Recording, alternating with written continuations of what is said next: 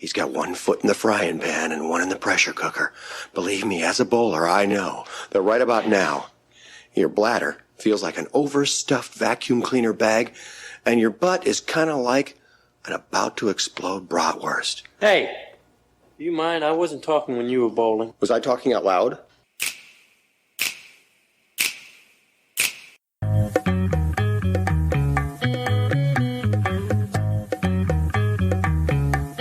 Welcome to Munsons at the Movies. My name is Kyle. I will once again be your host, joined by the rest of the Munsons. Want to give them a wide berth. What is called a born loser. A real Munson.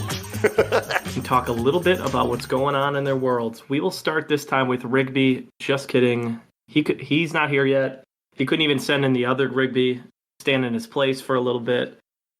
Which, would our listeners be able to tell? Who knows? But nope. He'll jump on at some point. His work life is dragging him. West Coast life. Here we are. I thought California knew how to party. And then the opposite. It seems like California, all they do is fucking work. I don't love that. I refuse to believe he was working today. I think he's just hungover from a bender of a St. Patty's Day weekend. All it Rigby. James. Yeah, man. Just excited to be here. Glad to have one of my favorite guests to join us again. Unfortunately, I'm going through one of the joys of parenting with Michael Caine Jr. getting over an illness, so now my whole family's got it, so I'll be sniffling into the microphone. I apologize for that. James, it's been quite a few episodes since we've brought in the Junior reference. Mm-hmm. I'm glad you brought that back. She's a very prestigious actress, even though she's only 10 months old. Is she already calling other humans birds, like other girls she meets? No, but I will say, just in like the last week, she's figured out that if she is very dramatic with her cries, I'll just give her whatever she wants, which has been a pretty cool development to see. That's fair. Yeah, it's like, why can't I have that? And then it's the loudest, most sad, painstaking cry you've ever heard. And I was like, yeah, you could just have it. I don't care enough. You're gonna control me forever, so just get whatever you want.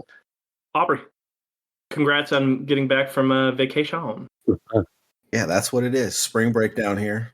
We went on a cruise, 7 nights. My whole spring break, I was on Royal Caribbean cruise, doing what all mid 30-year-old teachers do on cruises. I read 4 books. Ugh. And just shut the world out. It's the best 7 days of my life. The real world hit me real hard coming back. I'm glad to be here. It was a great vacation. Did spring break right finally, for sure. Case. Like you said, my name's Case, and I use the he, him pronouns. And I want to let you guys know that I'm excited because I just came back from my first professional development conference this past weekend. Being there really helped me understand how blessed I am to be able to have a safe space to talk movies with you guys. So thank you all. Not you guys, thank you all. And that being said, let's table what's going on in my world and let's circle back to that next episode. It's impressive that you have worked in an offshoot of higher education for so long, and you didn't learn the language until this past weekend, because Kyle and I have been speaking that lingo for years now. Really shocking. Since the last time we recorded, I bought a house, and then I maybe didn't buy a house? Ooh. Question mark? We'll see. By the time this episode goes live, I will either be a homeowner or I will be looking at market share. So good luck either way. Thank you. I appreciate that. Well, we're glad to have one of our favorite guests back, Matti Groll. He is formerly a host of a weekly movie review podcast, which James and I had joined him on several times, and James is one of his regular guests, and that's how we connected with Matti. He now focuses on creating gaming content on YouTube and Twitch. He recently finished his doctorate in biomedical engineering out in Boston, so he is a learned doctor. So Dr. Groll is here. Yes, sir. But he's lucky enough to do content creation full time. He still loves podcasting and considers it an honor to be welcomed back to the Munsons to talk about movies and TV. Yeah, buddy. He was previously with us for the Sam Rockwell, Chris Hemsworth, and Haley Steinfeld episode. So he's here for his 4th appearance. Welcome back, Matti. How's the YouTube, Twitch life going? Oh, it's going good, but it is an honor to be back. I mean it when I say it. It's always really fun to be here, and I appreciate you guys still letting me podcast about movies because I miss that. The YouTube stuff's going good though. It's a lot of work, a lot of like trying different things and just seeing what sticks. But every day is an adventure, so it's super fun.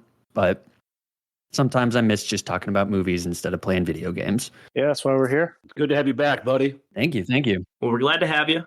Let's get rocking and rolling. Waste no more time. Let's get into this. Let's do it. All right, so Rigby is not here yet, but we'll kind of step in and do birthdays in lieu of his appearance. So first up, we have Warren Beatty, best known for films like Reds, Bonnie and Clyde, Heaven Can Wait, Bulworth, kind of a legend. Won an Oscar, been nominated for lots of other awards along the way. Definitely a legend, and I don't mean this to be crass, but he's still alive? He is? Yeah, that's what I was going to say. I'm pretty certain he's That's old. the right response. Super old. He's at least 20. At a minimum. According to the Google machine. Okay. Still alive. Okay. So how old is Mr. Beatty? 84. Damn, that's a good guess. I'm going to go 88. I'll go 86 then, right in the middle. That's bold. I'm gonna go 81. There's got to be a low man. He is turning 85. So James takes that one. Oh, Well I done. brushed up on my Warren Beatty right before we recorded. I know everything there is to know about this man. All right, and then secondly, we have Pete Holmes, who very funny guy. Some movies like Don't Think Twice, a lot of college humor stuff over the years. Extremely funny The dude. Madman movies. Crashing, right? Yeah, he's Mm-hmm. hilarious in Crashing, which is like a That's a pseudo good show. biography. Mm. He's got to be in his 40s at least. 47. I'm going 42. I'm thinking younger. I think he's 36. 45. Two of you on the opposite sides of it. He's turning fresh age of 44 on March 30th. So Aubrey takes that one. Gotta get one. Always the bridesmaid.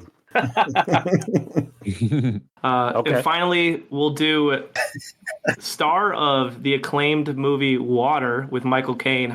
Eric Clapton's birthday is March 30th. How old is Eric Clapton? Oh no. I'm abstaining from this because you made me think about this movie again. Oh, that's the first time we've ever had somebody protest. I recognize and I appreciate your right to protest. So just to know that. Thank you, Case. I feel seen. 75. I don't know. 72. I fuck Eric Clapton. Two protests on this? Yeah. Okay. James, I Hell of a guitarist. understand and I appreciate your right to protest. Eric Clapton's turning 78, so Case wins that one. Damn it. No longer the bridesmaid. Finally! Oh, yeah. Happy birthday to everybody else on March 30th. You have a real solid chance of becoming the most famous person born on March 30th, apparently, because there's only like 3 people. Yeah, that's a pretty rough birthday. There's probably more people with the birthday of February 30th that are famous than March 30th. Eric Clapton's famous enough for you guys to protest, so I guess that says There you something.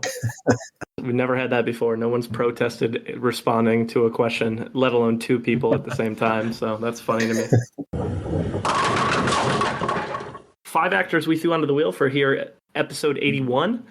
Those 5 were Robert Pattinson, Joan Allen, Sanaa Lathan, and then Jamie Bell. But they don't really matter because the wheel selected John Slatty Daddy Slattery, and Matti decided to come hang out with us to talk John Slattery. Yeah. Slattery's got 84 credits on his IMDb resume. He's got some films on there, but lots and lots of television. So, and we're going to talk about as much of it as we feel is necessary. Some things we love, some things we hate, some things right in the middle. And if you're listening and you're a big Slattery fan, don't hate us if we don't talk about the role that you absolutely love, because there's a good chance we will miss it. But we're going to do our best. But before we get into the minutia of it, we always start with a little actor trivia and see if James can stump us Fast and Furious style. For those of you who are new, Matti, you're obviously you're part of the initiated, but for those of you listening, I'm going to read off 3 facts. two of which are going to be true about our man of the hour. One of them is not going to be true, but it is in fact going to be true about one of the many illustrious cast members of the Fast and Furious franchise. Matti, I know you're surprised that I'm still able to find facts on Fast and Furious actors at this point. It is years deep now, and it is incredibly difficult to continue to find. Honestly, there's so many of them now. I just saw a trailer for the 10th one. That is correct. Yes, Fast X. They could have went with Fast 10, but whatever. They went with Fast X.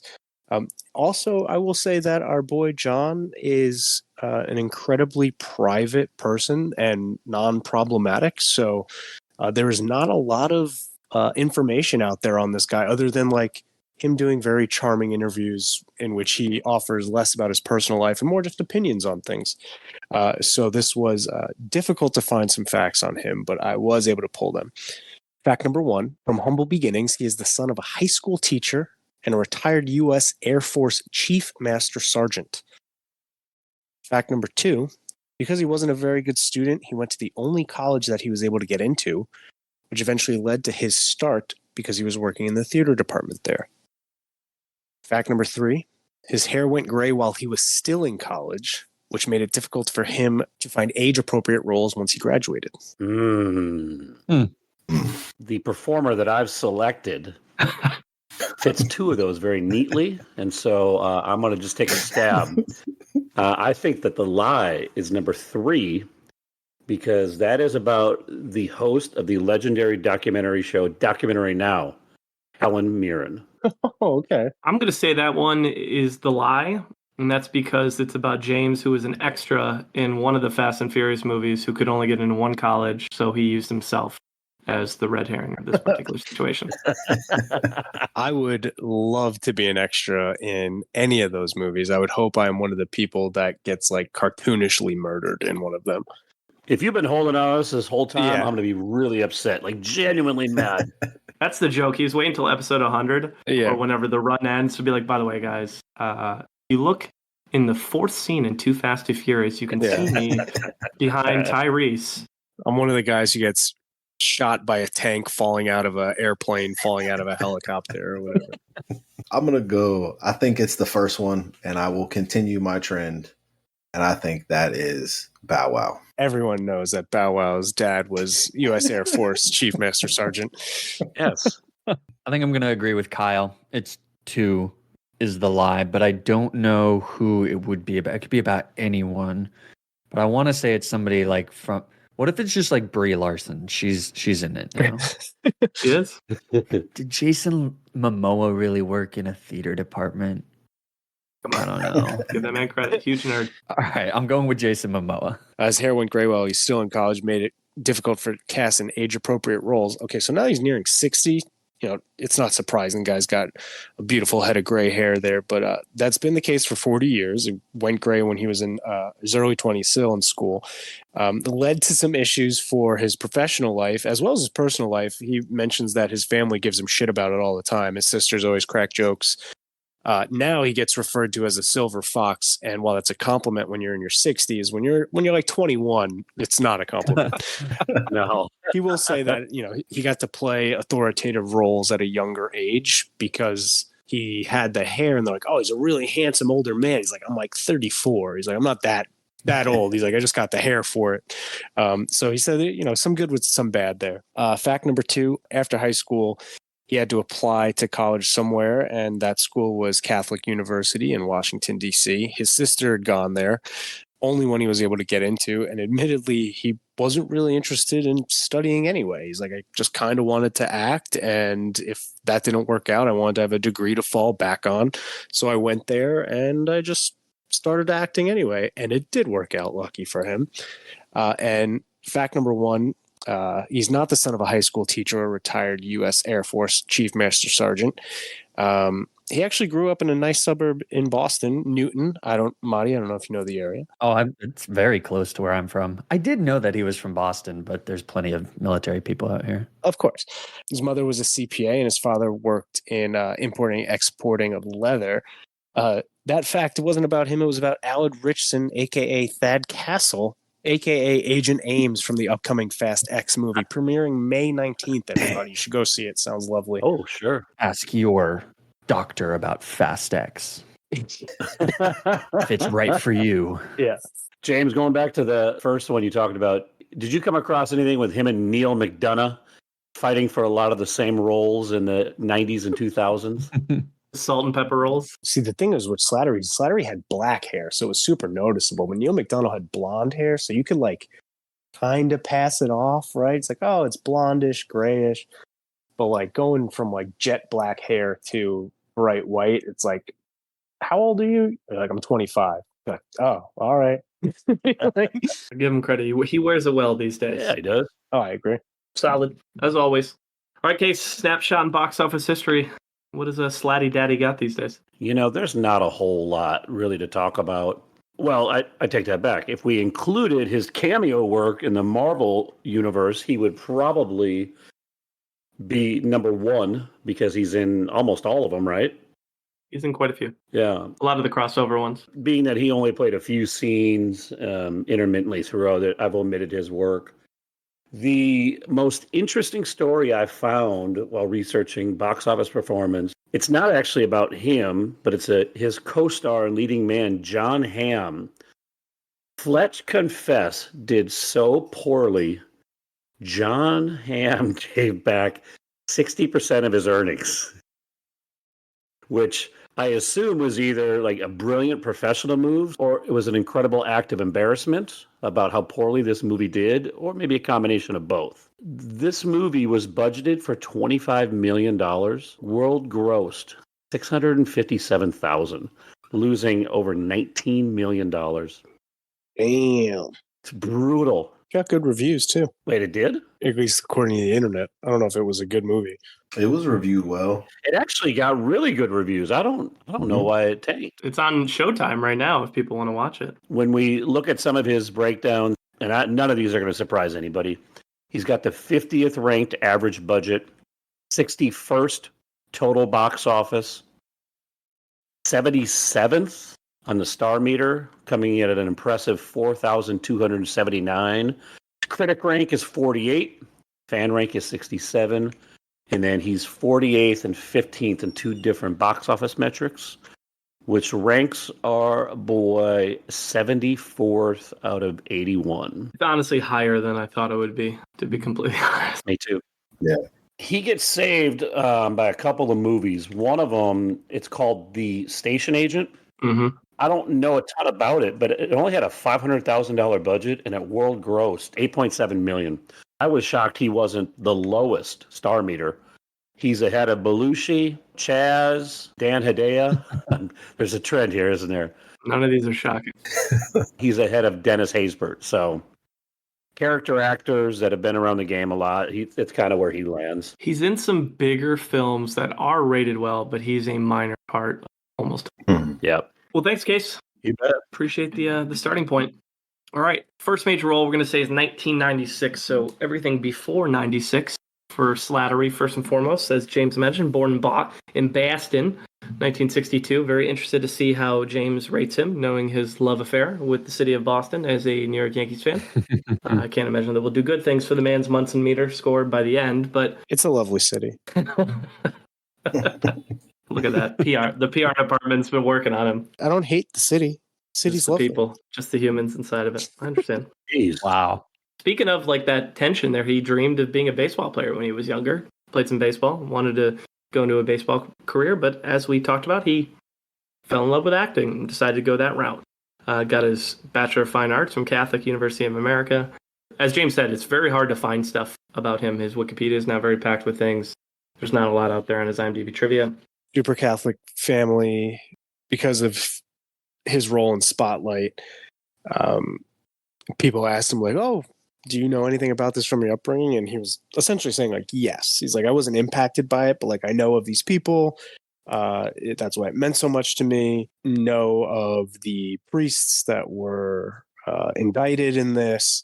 But other than that, it seemed like he's just like a genuine down-to-earth guy who had a pretty, normal life and was working peaceful. He just seems like a normal dude. And so he's just stayed out of the spotlight no pun intended, other than in his acting world. First acting role was in 1988's The Dirty Dozen. He was in 11 episodes of that. So coming out of the gate, for your first acting role, having a recurring character as leads over 11 episodes. So the whole run, I was looking on IMDb, he was in every episode of that show. And then between 89 and 91, he did 4 different one-episode TV spots, another recurring role on a show called Undercover, Bram, 13 episodes of that in 1991. So a lot of television over the first 4 years of his career. Starting in 91, he did a 6-year run on Homefront as Al. So between 91 and 97, he was in 38 different episodes of that TV show. He hadn't really cracked the film side.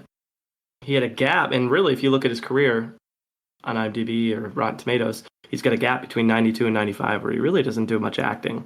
So it speaks to he had a lot of challenges. It was not easy for him coming through the system. And from what I could tell, I don't think he did a bunch of theater. A lot of actors we cover start on the theater side and then work their way up through there and then come to the screen.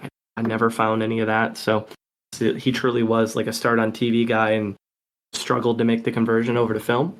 We've seen this in other actors where, as a television actor, you have the luxury of a long plot arc. You can just be slow and steady and being effective on TV, whereas the movie, you got a 90-minute plot arc that you've got to be impactful enough. And so it seems like it's easier to go from a stage actor to a really impactful movie actor than it is for a TV actor, based on the different people we've seen. That's a good point. But he finally cracked the film side with an uncredited but noticeable role in 1996's City Hall as Detective George, a film that's led by Al Pacino, John Cusack, and Bridget Fonda. It's a decent film. It's a City Hall drama. His role is very small in there, but you'll spot him if you turn it on. I enjoy that movie. It's a good movie. It's rated very well. Good. I mean, we've seen a lot of movies with great actors that are absolute dog shit, so I'm not going to necessarily say that. Here we are. But what we're going to call his first major role was 1996's Eraser. He played FBI agent Corman alongside Arnold. Aubrey has the review. So Eraser, 1996 film, directed by Chuck Russell, who also directed movies like The Mask and The Scorpion King.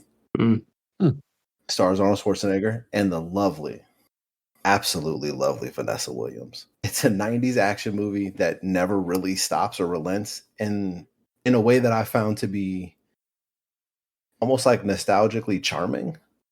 It's completely absurd. So Arnold Schwarzenegger is a U.S. Marshal that erases, quotation finger, the identities of witnesses and witness protection programs.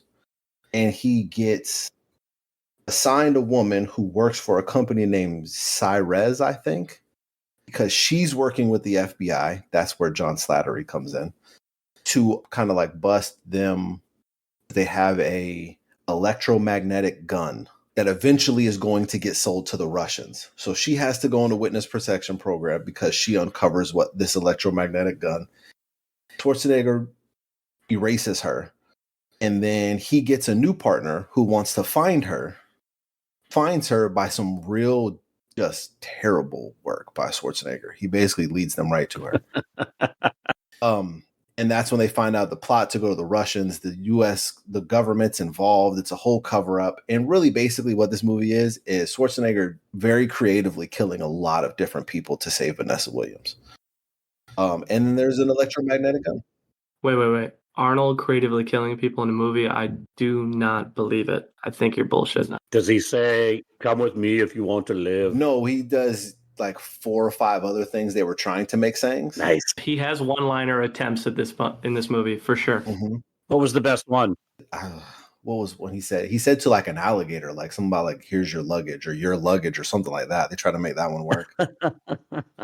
Alligators were attacking people, so that happened. Okay. This movie is wild. It's absurd. It's violent. It's kind of awesome. I'm not going to pay a lot of attention. I'm just going to check in every once in a while. It's fun. It's a good time. Slattery's in it for, I think, a total of 5 minutes. He says nothing of like note. He just kind of shouts like background FBI guy stuff, while Vanessa Williams is trying to she's recording what her uncovering this crime or whatever is. So it was cool to see them, but the movie's a good time. If you have the taste and the stomach for 90s movies like that and Schwarzenegger, then I say go all in. I would recommend it for that. If you do not like those movies, do not watch this. The special effects are terrible. They're terrible. They take you out of it. At one point in time, there's fire that looks almost as if it was drawn on the screen. It was really bad. Ooh. This movie also got nominated for a sound effect Oscar, I think. Damn it, you ruined my trivia question. I was going to ask if anybody would guess what Oscar it was nominated for. I saw that and lost my mind because I thought it was the way it was put on IMDb. It made it look like it was effects, like special effects. Mm-hmm. And I was like, man, the standards in the 90s were really low. I'm going to say this begrudgingly. It was one of the better John Slattery movies I saw, and that is not a terribly high bar. That's an indictment. You're not going to see Arnold movies for thought-provoking, deep character study. You want to see him fucking do the thing, Yeah. say corny lines and flex the muscles and shoot missiles and shit. This is what you're going for. That's what you got. The coolest part of the movie is at the end when he pops up from the ground after he killed some guys and holds both electromagnetic guns in his hands. Hell yes. Which a regular person can't do because the other guys are doing it with two hands. And he just is recklessly shooting these electromagnetic guns, which I'm not 100% sure what they do. One character yelled, "Fry him," when they shot it, but the person wasn't fried when they shot him. So I don't really know what they did, but it was cool that he did it. I personally like when he falls out of the plane and doesn't sustain any injuries. That's he's just well, if I just tuck and roll when I hit the ground, I should be all right. That's not how it works, man. But Arnold's built different, so you just gotta have to kind of deal with it. So, Aubrey, what you're telling me is that John Slattery's performance was overshadowed by Arnie. Is that what you're telling me? More Vanessa Williams, but if you wanted to do that, you could. You could say that. Okay. Schwarzenegger got him a little bit, but that would be a screen time thing, though. Who's not overshadowed by Arnold? But, yeah, good luck being in the movie with that guy. It was his second best movie of that year. Jingle All the Way. Yeah, Jingle All the Way came out that same year. Range. Sinbad didn't get overshadowed by Arnie. I'll say that. That's a fact. Ate every time he was on the screen in that movie. First major role, plays an FBI agent, does the job. Nothing extraordinary, nothing terrible, just does the job. Before our next review, we got some stuff in the late 90s there, early 2000s. First thing I noted, Lily Dale, a TV movie that actually had quite a bit of good actors in it, in Mary Stuart Masterson, Stockard Channing, and Sam Shepard. Slattery plays essentially a boyfriend called Will Kidder. He's like the sixth billed character in the film, sixth or seventh, so he's not terribly important to it. But, again, not the worst TV movie I've ever seen. Preparing for this podcast, I'll say that. Important life thing, 98, he marries Talia Balsam. They have a son together. She has acted with him at least once, I've noticed from the resume. Probably more than that from what I've seen. But got married in 98, still happily married, it sounds like. Yeah, she ended up playing his wife in Mad Men. And it was funny because they go through a nasty divorce. And so it's in the show. In real life, they're happily married, still together to this day. But I always like when couples portray a different version of themselves in shows like Mac and Dee and Always Sunny. I always like where people are yeah, let's just pretend that this isn't how our relationship is at all. All right, so more than one time, because I know of a movie where she's plays alongside him. So 98, he's in From the Earth to the Moon, played Walter Mondale. HBO special we've covered a couple times with Bryan Cranston and Gary Cole about all of the Apollo. So all the Apollo missions. The fake moon landings. Yeah, exactly. The type of stuff that Eric Clapton would get really excited about. Yeah, before saying something racist or something. Crosses over in the Nev Campbell universe in Party of Five. It does a couple episodes there in 98. The show we talked about extensively on that episode. Was in The Naked Man in 98. Where's Marlowe in 98? 98 was a busy year for him. He was in all sorts of things in 98. A couple episodes of Will and Grace in 99. Played Dr. Richard Myers in 17 episodes of Maggie from 98 to 99. This man was just incredibly busy in the late 90s, and then did 3 episodes of Judging Amy, a pretty big show at that time as well. he very much found his niche at that time. I wasn't aware of who he was at this moment until this upcoming show, which my sisters watched from start to finish. And when you're 6 and 7 years younger than your sisters, you're not allowed to change the channel. So I watched every episode of Sex and the City, and it was riveting. Let me tell you, I was into it, and I didn't know who he was. And then when I saw him on Sex and the City, and he's playing the very charming, well-dressed, smooth, soft-spoken man who's kind of into golden showers. And I didn't know what that was when I was like 12 when it came out. And so I was like, I don't understand what's going on. He's like, oh, he wants Carrie Bradshaw, Sarah Jessica Parker to pee on him. I was like, oh, cool. This show rocks. Totally in. So your introduction to him around the millennium was getting peed on by a character in Sex and the City. Wanting to. Yeah, he wanted it to happen. It didn't happen? I don't. No. Spoiler for that episode. That's the kind of the crux of the episode is that she didn't want to do it. Poor guy. I watched the 2 episodes he was on because I like Sex and the City. I've dabbled. I watched a few episodes here and there. My wife watched a lot of it. He's really good though. Yeah, like he falls in a show it's in its 3rd season at this time, so it's already has its footing. It knows what it's doing. He jumps in mid-story and blends in seamlessly. He's really charming. He's funny, but he doesn't like overshadow what's going on. He's interesting, so when we cut back to him, you want to know what's going on. And that reveal that that's what he wants doesn't happen until like his 2nd episode, like maybe 10 or 15 minutes in. He's this really charming guy that has like, there's something else there. You're like waiting for the shoe to drop with him, which I found to be a theme in seeing him and stuff. Is he's a really charming, charismatic guy, and you're just waiting for the other shoe to drop, though. There's something that's not right. He had a very funny line about this type of plot line is probably not as provocative as it was in 2000. But at that time, once it aired, he got a call from like a cousin of his who the first thing she asked was after that episode aired was if his mother had died. And she was like super panicked. And he's like, what? No, why? It's like, because you would never do anything like that if she was still alive. He's like, I need to remind you, I come from a very strong Irish Catholic family, and they were not proud of that episode by any stretch of the imagination. Like, but now, 20 years later, like you'd see that on like a teen high school romance movie, and no one would give a shit. Yeah. To the point you guys are making, he's been in a lot of good films, smaller role in a lot of great films, but he's been in a lot of good TV shows over the years, even if it's only for a couple episodes. And others we'll talk about. Obviously, he has long runs, but he's been in a lot of good TV shows throughout his career, including Law and Order. He did 2 episodes around the same time there at the end of the 90s.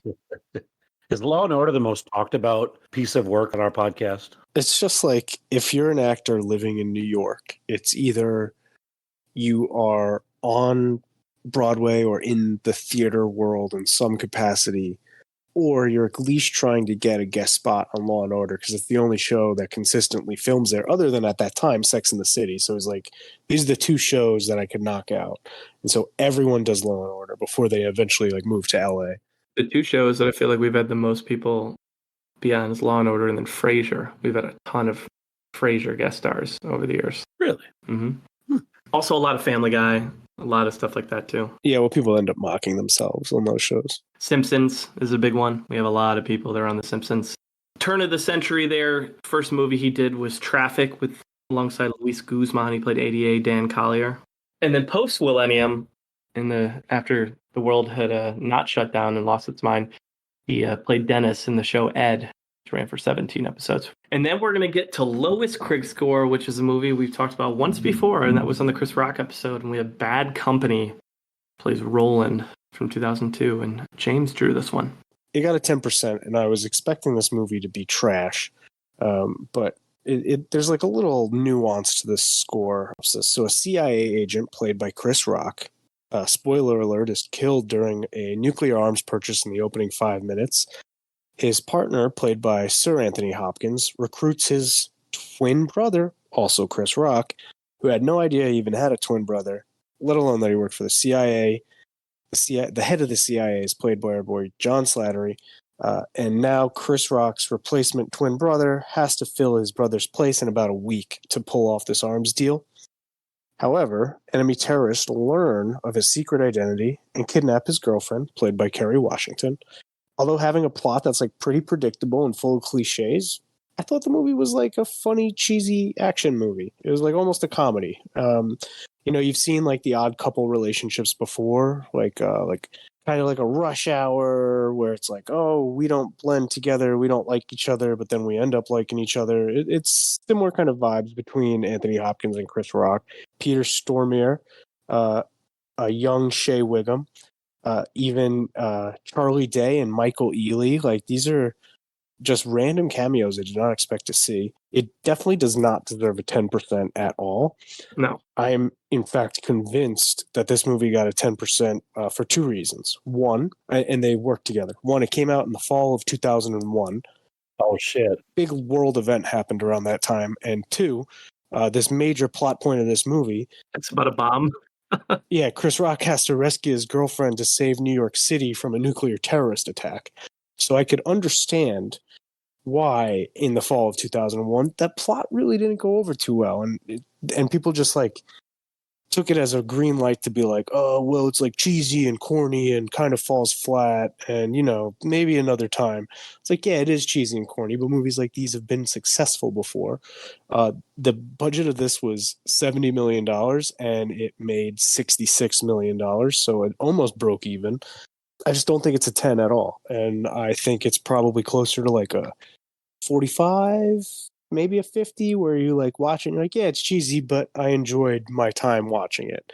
Slattery is perfectly fine as the kind of straight man, authoritative military style figure, who is the one barking the orders at Anthony Hopkins, who is like the spy who is trying to mold Chris Rock. I was pleasantly surprised. Definitely doesn't deserve the score it got, but given the circumstances, completely understand why it did. I think it's a really good point, James. That context is important because it's not a 10%er. We've seen many 10%ers, and this is light years better than those. Yeah, it's just like a bad early 2000s action movie, like similar to Eraser, where like you watch it and you're like, is this going to win an Oscar? I know Eraser was close. You're like, no, it's not. But is it a 10? No, it's definitely not. But then when you put it in context, you're like, you know what? If the world was just getting over like a horrific terrorist attack, I don't know if I'm ready for Chris Rock cracking jokes while a nuke is about to go off in Times Square. It's like, I'm not ready for it. Mm-hmm. That is really good context. Was it pre or post? Because I'm surprised it wouldn't have got shelved though. It was post, and it did get shelved, and they tried to push it back, and it pushed it back 6 months, and it was like, okay, hey, this movie's done already. Like, what do you want us to do? I'm like, all right, just put it out. But I'm glad they put it out, because where would we be not talking about it 20 years later? Yeah. I do wonder if Anthony Hopkins knows that he made that movie. Oh, he has to know. If you bring that up to him, does he know? He knows that check cleared. Does he care? Yeah. Yeah. A couple years before our next review, he's in a couple TV shows. K Street, played Tommy Flanagan, 10 episodes of that. Jack and Bobby, 04 to 05, 21 episodes of that show, played Peter. A bigger movie there in 2003, played Paul in Mona Lisa's Smile, plays Julia Roberts' husband in the movie, and there's not much more to say about his character. He's just kind of trying to stick her in a traditional wife bubble, given the context of the film. I just laugh every time I hear Mona Lisa Smile because it reminds me of one of my favorite comedies of all time, Dodgeball. No. It's like in the opening sequence where they're at Vince Vaughn's place. He's like checking voicemails. It's the video store telling him to return 3 videos. 2 of them are porns, and the third one is it's like Backdoor Slut Sign and Mona Lisa Smile. It just kills me every time. Is he just arm candy in this movie to Julia Roberts? No, he does not that good looking. Okay. Like I say, is that how that works with Julia Roberts? No, he's just the guy trying to hold her back, essentially, from being the free spirit that she is, trying to he's essentially the plot device to keep her in her traditional woman role in the film. At a certain part during the movie, does she look at him and say, I don't want your life? I don't know, but someone on TikTok should splice that. That'd be a way better movie. But speaking of way better movies, 2004's Dirty Dancing, Havana Nights, plays Bert. Largest audience gap. Case got it.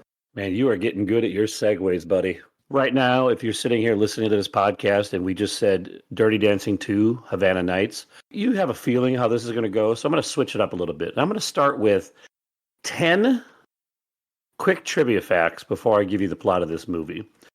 Number one, according to the credits of this movie, when you're watching it, and yes, I watched this movie from start to finish, it is quote unquote based on true events. Oh boy. Because it is loosely based on the real life of producer and dance choreography Joanne Jansen. Number two, wouldn't be surprising to you guys had you watched it. Neither of the leads were trained dancers. Three, sadly, Natalie Portman and Ricky Martin were initially targeted to be the lead roles in this movie. Number four, the movie was filmed in Puerto Rico, but takes place in a pre-Castro Cuba. Number five, this movie was rated number 11 in Entertainment Weekly's top 25 all-time worst sequels ever made. Wow. The joke is on EW because this is a prequel. Get it right, folks. This movie takes place in 1958 when the real Dirty Dancing takes place in 1963. We are introduced to Johnny Castle. As we all know, that's Patrick Swayze's character. He rules in his role, even though they just refer to him as the dance instructor. They're like, oh my God, who's that guy? And there's like, oh, he's just a dance instructor. Mika Borum, who plays the little sister in this movie, and Patrick Swayze have the same birthday, different years though. Number nine, Wyclef Jean is prominently featured in this movie because of his mega hit Dance Like This. I'm pretty sure this song was used 5 different times throughout the movie, and I loved every bit of it. And then the final one is a personal one. I actually enjoyed watching this movie. Oh, baby. I loved it. This is easily the easiest bad movie watch I've ever had in my life. Wow. Old claim. Hey, the music's incredible. Neither of the characters can dance, so they cut fast. So when there's dancing scenes, you're just like, oh yeah, all right, I'm into this. The audience loves it at 73%, so you're not alone on this one. Dirty Dancing Havana Nights is a 2004 American dance musical romance directed by Guy Ferlin, starring Diego Luna and really Romola Gary. Celia Ward and John Slattery play her parents. Prequel to the 1987 landmark film Dirty Dancing, reusing the same basic plot, but transporting it from upstate New York to Cuba on the cusp of the Cuban Revolution. In fact, this movie also contains a dance competition, and the dancing's so good that everybody loses track. There's assassins to kill the military dictator that show up. And as they try to kill him, it's foiled, and he gets so freaked out and he's afraid for his life that he flees the country, at which point Fidel Castro takes place. I did enjoy watching it. I'm not even joking. The music kicks ass. It's fun dancing scenes. It's a fun, bad movie. I wouldn't pay for it, though. That's the only regret I have is I did have to rent it. This might be my favorite review you've ever done. Slattery, he plays the role in everything else that we've watched. He's the authoritative dad, but he does have a little hint of he's got this romantic, what if side to this movie, whereas the mom is the real wet blanket. She goes, listen, I don't approve of that boy, but that dancing was amazing. And I'm like, come on. They made Celia Ward say that? Yes, they did. They made the Queen Celia Ward say that? That's tough. Uh-huh. I almost watched this movie because Celia Ward was in it. My wife, who used to dance and has watched a lot of dancing movies, told me not to watch this movie. Well, she ain't wrong. She's not wrong. But your enthusiasm mixed with some of the most ridiculous plot points I've ever heard in cinema, I'm interested. The music was good. The dancing was fun. I will never watch it again, though. So you fall firmly on the audience side is what I'm hearing. Yes, and probably mainly because of Wyclef. Rank all the Dirty Dancing films right now. Well, the Dirty Dancing universe is really underrated, and I would have to say that Dirty Dancing 1 is probably number one. Gotta commit. You got to commit to the bit, Case. Until you write Dirty Dancing 3. Yes, I did decide I am going to draw up a script. What's this one about? I want to see it. It's Dir 3 can't dancing, and it's in just pick another country. Well, I'm thinking we might do like Iraq, where right before Saddam Hussein takes power. Dirty dancing, Iraq afternoon. Korean vibes. That's what I want to see. South Korean vibes. Dirty dancing, putting the soul in soul. Oh, shit. Soul to soul. Yeah. Hey, I told you guys in the group text we're going to come up with Dirty Dancing 3, and we have done it. I want to see the screenplay. I'm on it. 6 months from now, I want something. Come on. We'll workshop it. I mean, it should be soon, right? How many years was it between the 1 and 2? Yeah, we're probably right on point. Yeah. 17. Yeah. We're 2 years late then. Damn it. Appreciate you, Case. 7 years before our next review. First movie. So we got a lot of films in here. First and foremost, we got Flags of Our Fathers, who we mentioned. We haven't reviewed directly. We talked about it on the Ken Watanabe episode a long time ago. But he plays Bud, a film that's directed by Clint Eastwood. This was a companion piece to Letters from Iwo Jima. That was the first time I realized that there was 2 different films that had opposite perspectives of one event. Monty's face is like, oh, that's a thing? I didn't know that. That's really cool. I didn't know that. Mm-hmm. Are they both good? I think they are. Letters from Iwo Jima is great. This got an 80 Metascore, 79. Okay. So, Okay. Iwo Jima is the one that like everyone talks about. yeah. Great cast. Did this movie star Ryan Phillippe? Sure did. Ryan Phillippe, Barry Pepper, Adam Beach, That stopped it. Neil McDonough, his twins in this, and Paul Walker. Oh, shit. Don't you throw that man under the bus. Jamie Bell was also in it. So one way or the other, we were talking about Flags of Our Fathers today. That's all I know. And that is a badass name, Bud Gerber. Mm-hmm. He looks like a Bud Gerber. He sure does. Well, James talked about he was first introduced to Slattery through... I watched that first season of Desperate Housewives and was hooked back in 2007. And I loved that show back in the day. I gave up on it after a certain point. I don't know if I was the target market for Desperate Housewives, but I love the way they constructed the story in the first season with the dead woman and kind of setting up the intrigue. And he plays Victor in 14 episodes of that show. And I remember him in that show. I remember that hair with all the housewives. He was rejected in Sex and the City, and that was the end of his run there. How was he killed off in this show? I'm just trying to remember if he got peed on in Desperate Housewives. I don't know if he did. He dies a horrific death in this show. Oh, seriously? He is seriously killed off. Yeah, he does. He gets impaled by a fence. I remember hearing that. Yeah, I've heard that. He must have done somebody wrong if he got impaled.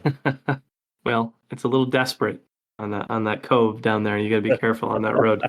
Those women are a little risque. All right, but the big one started in 2007. This is the thing he's most known for. I don't think that is an understatement by any stretch of the imagination. 89 episodes on Mad Men as Roger Sterling, 2007 to 2015. I loved Mad Men, and I think his character of Roger is one of the 2 most likable characters on the show. I think he's tremendous, and Don Draper played by John Hamm, who's like kind of like the anti-hero, which was very popular around this time, and he's like the likable version of that, but he's still not a good person, and it's intriguing. You root for him, and you see his character grow, and I think he is tremendous in this role, and I think he should have won an Emmy. So there's 92 episodes of Mad Men, and he's in 89 of them. Is there a significant reason why he wasn't in 3? My guess is that it's one of the few episodes where it is focusing specifically just on John Hamm's character. But he is a major factor. He is essentially a co-star in it. When he was auditioning for the role, he actually had auditioned for Don Draper, and they let him do the entire audition process. And they were like, "Hey, listen, like you did a great job, but like we kind of already have this casted, and the guy's here, and we would love for you to read with him." And he's like, and then John Hamm walks in, and I was like, "Oh yeah, they definitely have this casted. That guy, that's the guy." He's like, that's clearly who they're trying to do. He's like, I didn't want to have Roger Sterling's role, but that was just because in the pilot, he's not a major part of the pilot. And they like essentially begged me. They're like, we think you'd be great for it. we promise you he's a major part of the story. He's just not a major part of the pilot. And obviously it was a career-changing role for him. Mm-hmm. I kind of think how he does in Mad Men is probably the better version of what his career could have been. Of the supporting characters, he's like one of the biggest ones. He's in a lot of the episodes. He does really well. His character has a lot of things going on. And he excels in this show. It's what he's known. It's what I know him for. And for a while, he was the guy from Mad Men to me. Uh-huh. I feel like for a lot of people, that's kind of who he's going to be. He's going to be the guy from Mad Men because he's just great. He's so great in that role. And it's what I saw in a lot of the other stuff that I've seen him do. I saw in this. It's a great show. It's just not for me. I don't have any crazy takes. His character is very much of charming guy, kind of like that guy, but there's something else going on. He's got a lot of other things going on, which seems to be his bag. That seems to be the thing that he can tap into the best. And just seeing him on a long running series where he can be a supporting character and still have a lot to do. I wish I could see him do that a lot more. He's at the height of his powers in this. One of the things I find super fascinating about his character in this, and because I don't think I've seen it in other shows, is in the third season, his character takes LSD, and this takes place in the 60s. And they use it as a launching point for a dramatic change in his character. And I've never really seen that in a show before, where it's hey, he had an epiphany and he's kind of a different man. And 3 seasons later, he's not a great person anymore, but this one episode, he has this mind altering drug experience. And then from then on, he's yeah, I'm just going to kind of do things differently. And I thought it was a really fascinating way to show character growth, because I've never seen that one kind of catalyst moment before on a show. He's so likable and smooth talking, and you could just tell that he's spiraling and he's depressed and he's trying to find himself, and his marriage is falling apart, but he's still able to keep this business going really well. James, did you happen to see who wrote that episode? Was it somebody named Aaron Rodgers or future Jets starting quarterback? Was that who it was? Fresh off an ayahuasca retreat, essentially? It sounded like they got hypnotized by the guy in Office Space. One, great references, both of you. 2, Aaron Rodgers can do all the drugs he wants on the Jets. I'm very cool with it. With Slattery, also for Mad Men, it's his first time directing. Oh, okay. And he directed a few episodes, and he was asked, well, how do you think you did? He's well, I assume I did pretty good, because after the first time they asked me to do it again later, so it couldn't have been that bad. I was oh, all right, well, I guess that's a very practical way to look at your directing experience. He admit that it bothers him that he was nominated 4 times and didn't win, because supporting actors are usually the first in the award show. Oh, it's and so then you have to sit there for 3 hours hearing about how you don't deserve to win for 3 hours. He's and it just sucks. He's why am I here?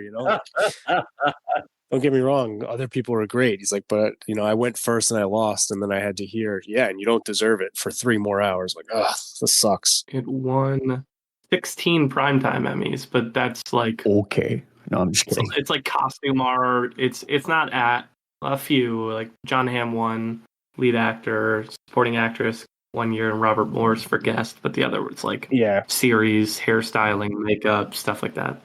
First it was The Sopranos with the kind of anti-hero, and then Walter White and Breaking Bad, and so this was the third version of this. And since they were all kind of overlapping, people were acknowledging that this was great TV, but they're yeah, but not as good as the other ones, and so we'll give you the awards and the recognition, and that's why Slattery's I'm kind of pissed. He's I wanted to fucking win, and I wasn't. I just kept showing up and losing. This is the show that made my girlfriend fall in love with John Slattery, which is the reason I chose this episode. I actually have seen very little of Mad Men, and it's just one of those ones that's there's so many episodes, and if you don't catch it when it was going on, it's really overwhelming to be okay, time to start a 92 episode series, because now there's 6 million shows out, Yeah. Mm-hmm. And they're all 45 minutes. Right, right. It did win Outstanding Drama Series in 2011. Oh, good for them. It won in 2010 as well, and 2009. But yeah, wow, it won for 3 years in a row, 4 years in a row. Charlie Wilson's War, 2007, alongside Philip Seymour Hoffman, Emily Blunt plays Cravely, another a role that you would very stereotypically expect that John Slattery would play, another authority role in this operation. Nothing surprising, but a very good Tom Hanks / PSH role film to check out. And even Emily Blunt's great in there too, as a kind of a, she likes to sleep with powerful men in this film. And then the main reason we didn't include much of the Marvel stuff, because he's been in a lot of Marvel films as Howard Stark, Tony Stark's dad, is because like in Iron Man 2, when he appears in the film, it's showing an old piece of footage that he had sent to his son. He doesn't really get like any significant screen time, correct me if I'm wrong, until Avengers Endgame, right? And that, Yeah. and it's a really cool scene. It's a very emotional scene and so I like his character in all the Marvel projects, but he just doesn't get much screen time. It's always funny to me, like when they decide to use John Slattery and when they decide to use Dominic Cooper, who like played Tony Stark in the Captain America movie, and they like don't really look alike at all. But I think I prefer John Slattery. I agree. They utilized them well in the little bits of time that he had. Like his part in Iron Man 2 is small, but it's really important to what's going on, especially if you like that movie. Yeah. But he also just carries the right demeanor. Like all the stuff that I've noticed about him as an actor, super charming, charismatic, handsome dude. That's all what you would expect Howard Stark to be, but also kind of shady. Yeah, kind of an asshole. He plays like a good kind of asshole, especially in like some of this next stuff coming up. And that's exactly what that's what I would expect Howard Stark to be. Yeah. So when you see John Slattery show up as Howard Stark, it goes, that makes perfect sense. And I know I said this before, and I'll say it again. Iron Man 2, Sam Rockwell's character is criminally underutilized. I think he's coming back. I hope he returns because I think I have heard that. Everybody's coming back, man. I mean, yeah, They're all everyone's coming back. But I think he might be in Armor Wars, which now might be a movie. I don't know, but I think he's back. he just like gets cucked hardcore in that film, and it's just like there's so much more that his character could be other than just being cucked. Yeah. An episode of 30 Rock in 2010, so we hit the new decade here, and then I think my favorite John Slattery movie role, and that's his role as Richardson in The Adjustment Bureau, alongside Emily Blunt and Anthony Mackie. I'm not super impressed by most of his film stuff, but his role in Adjustment Bureau is that if I was going to pick a film role, this is probably my number one in terms of what he brings to the table. I like Adjustment Bureau. I think it was unfairly hated on when it came out because it's got a kind of a religious tone to it. Mm-hmm. But I enjoy this movie a lot. Great movie. I agree. But he easily could have been cast as one of the CIA villains in the Bourne series. Mm-hmm. Absolutely. Mm-hmm.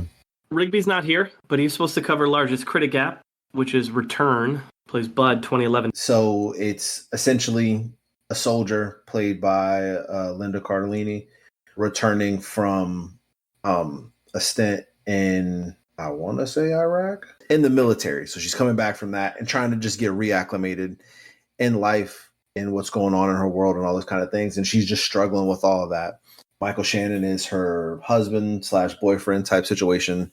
And she's got a family. She's dealing with the stress and trauma of what she went through. She's struggling. Their family's struggling.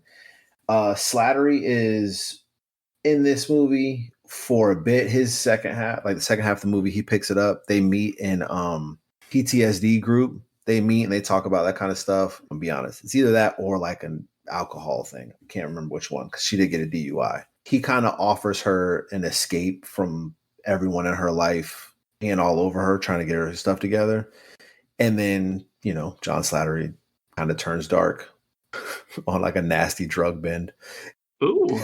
Yeah. So it fits into the charming, funny, oh, he's great. And then the shoe drops. Boom. Here it is.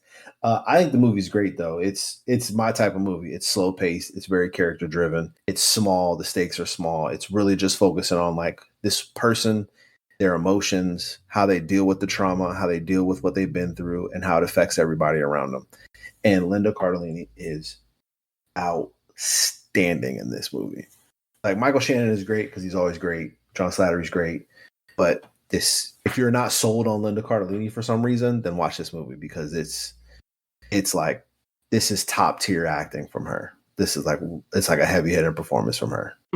It kind of sounds like Causeway. I think that one's a little more low key than what this sounds like, but that's a really good movie too if people haven't seen that. Yeah, Causeway is a good comparison to draw from this. Causeway is a little darker. Yeah. Okay. Because like, this doesn't spoil anything, but there is not a ton of reveal. Okay. Yeah. Causeway has like reveals of what was going on. There's not a reveal here. A lot of people in her life are like, "What's wrong? What happened over there?" Da, da, da. And she's like, "Nothing." But her actions and the way she's processing her emotions say that something crazy happened, but we don't ever find out. His wife is in this movie with him, so that's the other acting credit I noted, with Talia, played Julie. And my question for you, Aubrey, is where do you fall in the critic gap? The critic gap is 83-43, so another pretty significant gap here. Oh, I'm on the high part of this. I'm with the critics. Around an 80? I like this movie a lot, yeah. Okay, pretty stark gap. I wouldn't recommend it to everybody. You gotta want to watch this. You gotta want to like really be into where it's going, but I'm definitely with the critics. Okay. All right, 4 years before our last review, The Simpsons, Mad Men. He lends his voice to one of the better documentaries I've seen in the past decade plus, and that's Mia Maxima Culpa, Silence in the House of God. It's available, I think, on HBO. Highly recommend people check it out. Not for John Slattery. If you want to do a double feature with that in Spotlight, wow, would those two pair well together for a really heavy child abuse night? But would it do the job? Yes, it would. That's what everybody's trying to line up. Watch Doubt afterwards. If you want to watch two films back to back about how priests are awful, boy, do I have the features for you that John Slattery chose.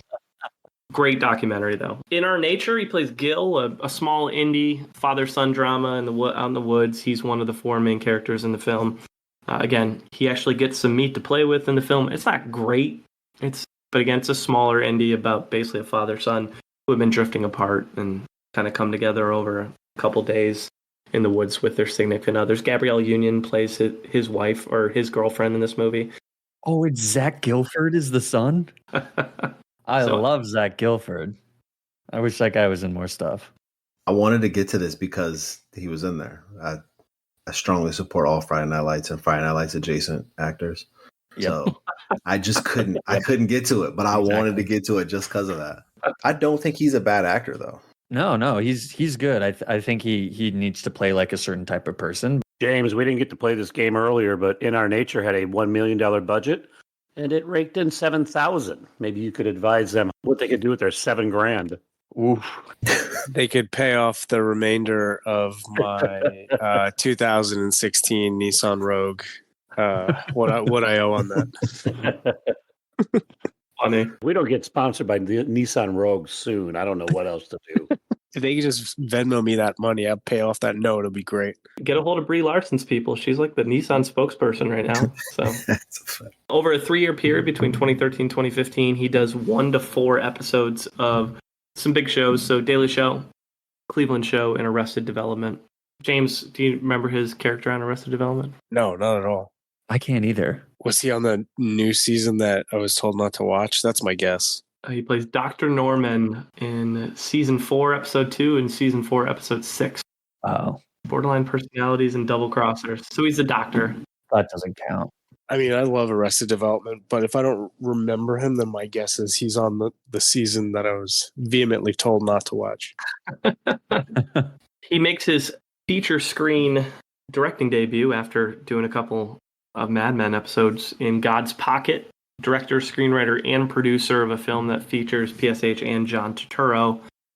So we've talked about it a few times. I hate to say it, it's one of PSH's it's one of my least favorite PSH movies from the PSH episode. But that guy also has a godlike resume, so it's kind of like compare and contrast there. Yeah. Keep it cruising, baby. We're cruising. Ted 2 played Shep Wild, 2015. I can't remember him in that movie. I couldn't either. Me either. I saw the stills. He looks like he was in a courtroom. Ant-Man 2015, and then he's in 6 episodes of Wet Hot American Summer, first day of camp. Plays Claude, and he's fun in that show. He's kind of a sassy theater director. He's like he and Amy Poehler are the ones picking everybody who's going to be in theater show. That's right. Wait, isn't Bradley Cooper in that too as something with Amy Poehler? Bradley Cooper's in the movie, I believe. Okay. He's in the show too. I think he's in the show. Problem is, I watched the show the day it came out. All at that, I watched it from start to finish, and I remember being like, "Oh, this is great," and I don't remember a single plot point of it because I just blew through it in an afternoon. Yeah. I mean, the movie's a classic. I enjoyed the show very much. I also enjoyed that they aged everyone appropriately in real life, but not on the show, and they never acknowledged it. I thought that was great.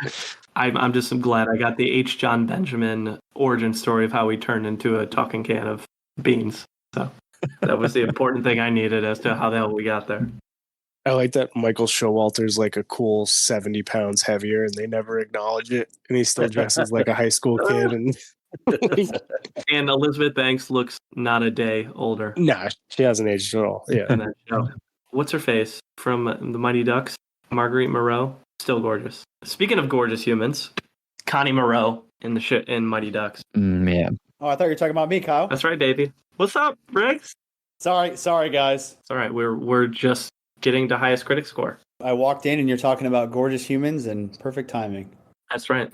Before you leave the year 2015, I cannot let you pass over season 1, episode 2, documentary now, Canuck Uncovered. How would I forget? He plays William H. Sebastian, which is a very important role in this story, and he doesn't have a line the entire movie. And I'm going to say this is my favorite role Because he doesn't speak. You know, it's just I think it's a pivotal project in his career because it's an important documentary. When you describe the plot of this documentary to me, or to this documentary now episode, I was dying laughing because if you've ever seen Nanook of the North, it's a famous documentary film from like 1922. It's like thought of to be like one of the first documentary movies ever. And to think that they made like a mockumentary of this is brilliant. I wish I'd seen it. I think it's hilarious. What we find out in this documentary is that the whole thing was not as it seems because William H. Sebastian actually didn't do anything.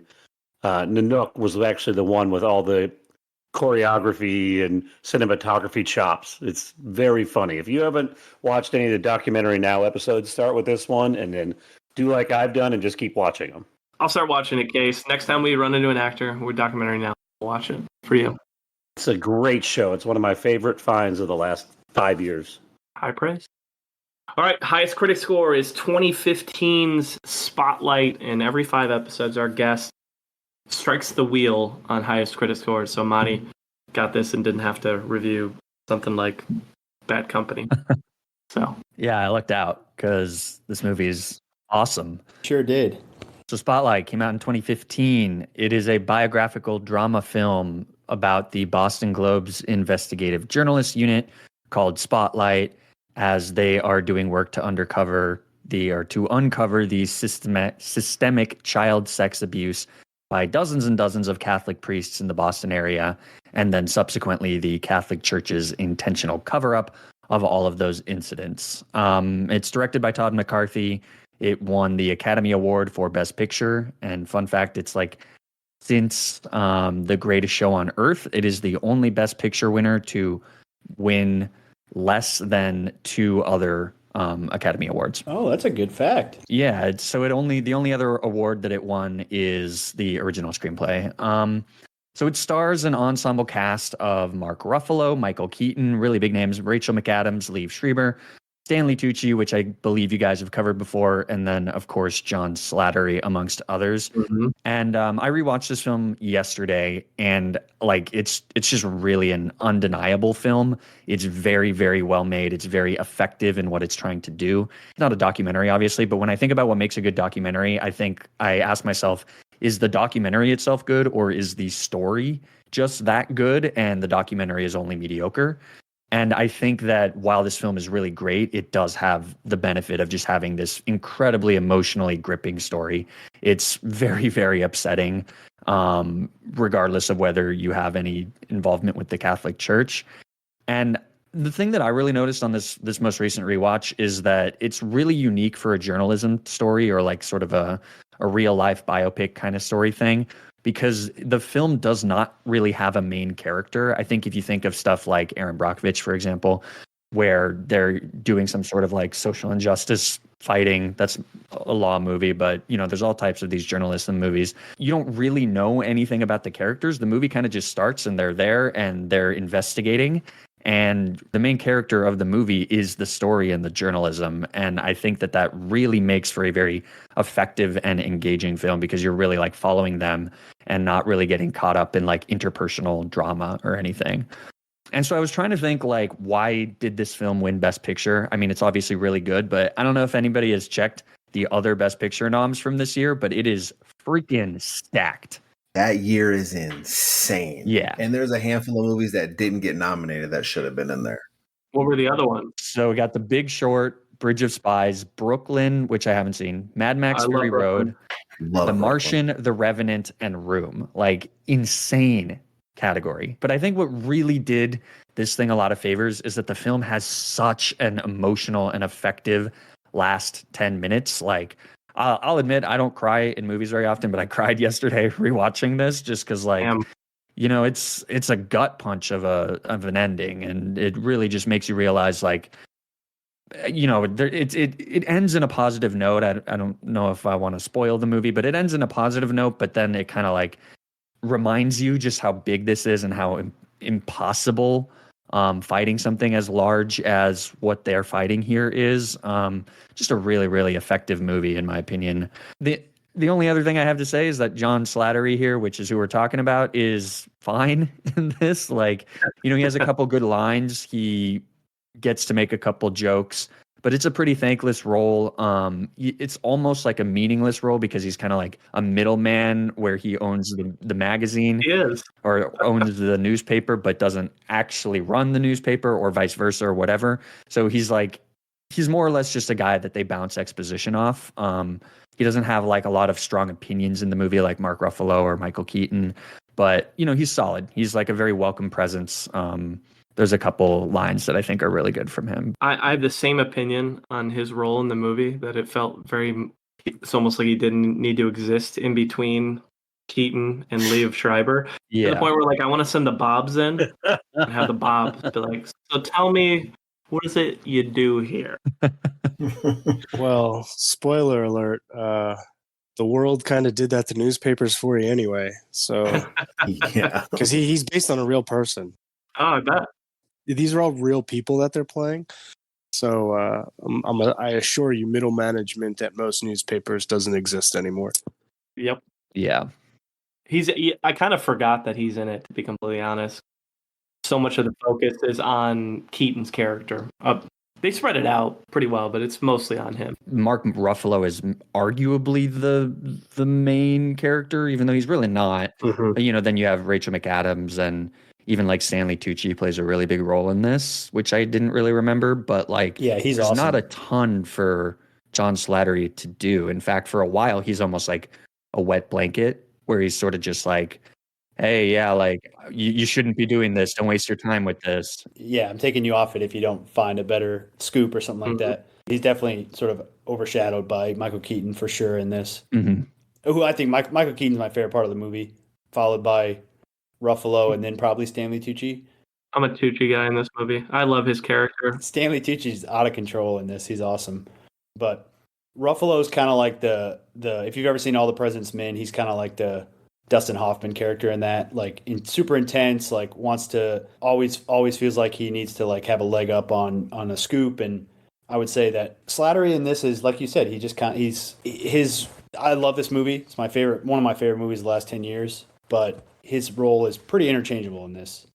Mm-hmm. I think they could have cast just about anybody to play this, unfortunately. Yeah, it's kind of surprising that they even like kept the role in it, because you know, when you hear about all of these real life stories. They usually kind of like amalgamate people, right? Or like he very easily could have just been kind of ushered into the Michael Keaton role. But I think that kind of speaks to the film's like I didn't do any research on this, I'll be honest, but like I'm pretty sure most of it is fairly accurate. There's not a ton of like liberties taken other than like specific conversations and dialogue or whatever. Yeah. But like the general events are completely true. So I think it's a testament to the movie's like desire to be as accurate as possible, probably so that the Catholic Church can't be like, hey, this is bullshit or whatever, you know? Right. I saw in a video that he was one of the last ads to the cast. So by the time he signed on, they didn't tell him who else was until he signed on. Like, oh, then I learned that all these other big actors were involved. So I don't know if his character was late ad or if they just casted him last. For as little influence as he has, he does have a nice little character turn because he's the one in the end who's like defending it he's like the story needed spotlight for it to be revealed. Even Michael Keaton's like, you know, argues that like they didn't do enough. So I thought that was interesting. But my takeaway every time I watch this movie is how watchable it is. Yeah. Because it shouldn't be. You shouldn't like. I enjoy watching this movie. I'd watch it right now. Like that's not really Given the topic, that's not what you should take. Like that shouldn't be the takeaway. That's a great point. That's the key to how it won. I think is because like I think it's a great movie. I don't have a lot of things like nits I would pick on it from like any kind of criticism standpoint, but I think the thing that pushes it over the edge is just how enjoyable it is to watch. Because even I can't wait to watch this movie about kids getting hurt. Yes. The one thing I have to say about this movie before we move on is that because I'm like a Boston person, I always find it really, really funny that every single Boston movie has to like name drop Boston neighborhoods for no reason. Like there is no reason for it, but they'll just be like, yeah, I'm talking to a woman. She lives down in Dorchester, or this woman from Jamaica Plain. It's like, we don't care. And I can't think of any other, like kind of New York, maybe with like Brooklyn and Queens and the Bronx and stuff, but like there's no other place, maybe LA, that like really, really likes name dropping neighborhoods. Not to that extent, though. They just don't say them as funny as they do in Boston. That's why they say them in each movie. They got to let you know this is authentic. All right, listen to my accent, and I've named a street that you know. Clearly, I know. Well, I wonder was there a Dunkin' Donuts anywhere in this movie? They had Dunkin' at a meeting in the very first meeting scene. Good. They had Dunkin'. Let's finish this out. Last couple of years here as we get to the present before we get to top performances. So 6 episodes on Veep, plays Charlie, 2016. I got a couple of Veep fans on the show here. Love Veep. Me too. I love Veep. I can't remember who is he in this? He is like the head of the bank of like brought on as like advisor for one of their like financial boards. Okay. And him and Selena like start flirting and they end up hooking up. And then his bank needs to be bailed out during the financial crisis, and her team is like, you can't bail out the bank of the guy you're fucking. Like, there's just no way you could do that and it doesn't look bad. And so she like bails out the competitor bank because it'll keep her like ratings up, and he's like, what the fuck? Like of all the people, like you can't bail me out. I totally buy him as a Wall Street CEO too. Veep is hilarious, and it's so well done, and it's like cleverly written, and the actors are perfectly cast. I think he was great in the show. It's like a Sex and the City thing, like what I was saying earlier. He jumps in this show. This is like season, was it 5 or it was like late in the run? Yeah, it's late. And he jumps in and blends in seamlessly. Like he is all the things that I've said he is the entire time. He doesn't try to be like his character is funny, but it's like more like understated, the humor that he brings to it. It's not as big as everybody that's around him. He just comes in and fits into what they're doing. He could have made it all the way to the end and I would have been happy. Like he just does a good job of blending into like good established cast and shows. 2017, he's in the movie Churchill, plays Dwight Eisenhower, kind of a big time biopic role there. Brian Cox plays Churchill. I had never saw this and never heard of it until this episode, actually. Yeah. I hadn't either, and it kind of shocked me that I hadn't, considering the star power in some of these roles. It probably got overshadowed by another movie about Churchill that I believe came out that same year. Was it Gary Oldman? Yeah. Mhm. Darkest Hour, yeah. Academy Award winning performance, I should say. You see the extended appearance in Avengers Endgame 2019, and then he does a bunch of TV there between 2020 and 2021. So somewhere between 1 to 10 episodes of shows like Mrs. America, Next, Girls 5 Eva, Santa Inc., and then I know James was like motivating us to watch the episode of Modern Love, which I did. He's actually 2 episodes. It's very good. Dude, he's in 2. I thought he was only in 1. He's in the season finale. The season finale like has all the stories interweave, kind of. But he and Tina Fey in their episode where they play a lot of tennis together. They're very charming in this. I like this a lot. I agree. I was impressed for a show that I had not heard of until this podcast, and then I kind of heard the plot. I was like, all right, it sounds pretty fascinating. And so instead of watching all of them, I was like, I'll just watch his episode. And it's like maybe start to finish, like 35 minutes. And there's the complete character arc and the whole story. And it was really well done. I've only seen the first season, but I actually think a lot of them are good. Like it's very, very like kitschy. So like you have to go in expecting like very just pat and almost emotionally manipulative stories. But I think there's a lot of really good actors playing like just telling really interesting stories. I would recommend at least the first season. I haven't seen the second one. I agree. I was all over the show when it came out because John Carney was the guy behind it, and I'm a big fan of his. He directed Sing Street and Begin Again and Once. Yeah. So I'm a big fan of his. So I was all over this. I enjoy the show a lot. They kind of vary in how good they are, but I'm a fan of pretty much all of them. This episode is a really good one though, in particular. Also, Girls 5 Eva is incredible. I don't mean to completely switch to a different show, but I think John Slattery plays himself in it, and it's a fantastic show. Highly recommend. It's on Peacock, so he does play himself. Yep. Yeah, it's like the hardest part of any show recommendation is like, yeah, sorry, it's on Peacock. It is moving to Netflix, though. With Modern Love, their story is him and Tina Fey. They're married, and he plays an actor. And I don't know if they talk about what job she had, but it's clear like their relationship's near the end of their relationship, and they're a marriage that is struggling, and they're about to send one of their kids off to college, and they kind of realize that like they don't have a lot in common other than their love for their kids. And in only like 35 minutes, you're able to see them like acknowledge the issues they have, grow, and figure it out kind of. And for only a half hour, it was like kind of a heartwarming story to see go from like, hey, this is not going to work out, and they say some brutal shit to each other in that first 10 minutes, to like a marriage that's working out really well in the end. I don't know. I was moved by it. Our last big TV show to mention here is The Good Fight. Plays Lyle alongside Gary Cole. 10 episodes of that, kind of the follow-up to The Good Wife a few years after. Both big shows that have... Yeah, this show's a huge show. My mom likes this show, and she liked The Good Wife, too. Yeah, Christine Baranski is the lead of both of those. Yep. Getting that network TV paycheck, baby. Can't complain about that. Oh, wildly successful show. People love this shit. And then Confess Fletch. As we mentioned earlier, we talked a little bit. The failed financial film of Confess. This is the weirdest sequel ever. Yes.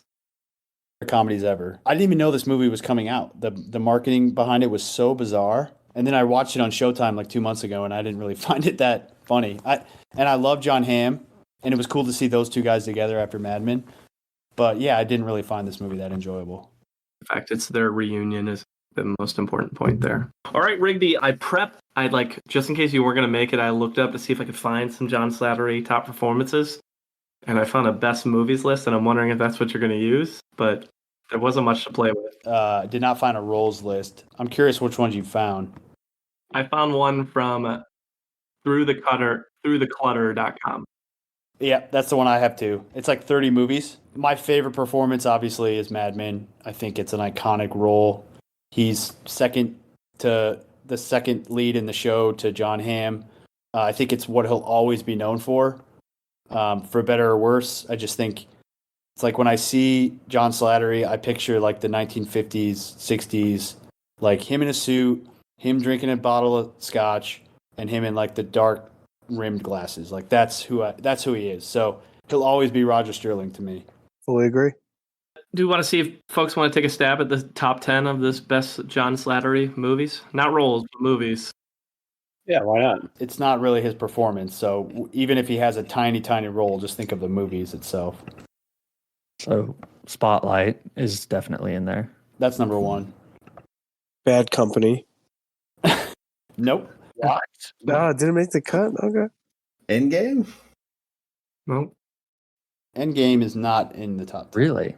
Are any of the Marvel ones in there? Two Two. Marvel ones, There's actually. Come two, on, yeah. Kyle. I know Yeah. better than you. Come on. There's two. Rigby, huge Marvel guy.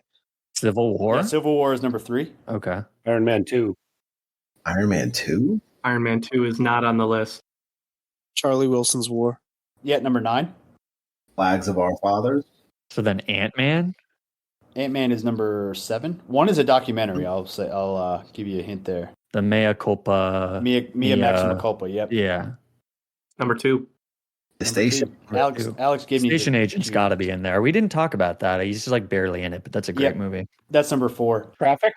I know the Station Agent is directed by Traffic. Yes, that's number 6. Station Agent is also directed by Todd McCarthy. Todd Yeah. McCarthy, correct. It was a big Sundance thing, I think, right? Someone said Flags of Our Fathers earlier. That's number 8. So we're only missing number 5, which is a movie we did not discuss. I don't think we said 10 yet, did we?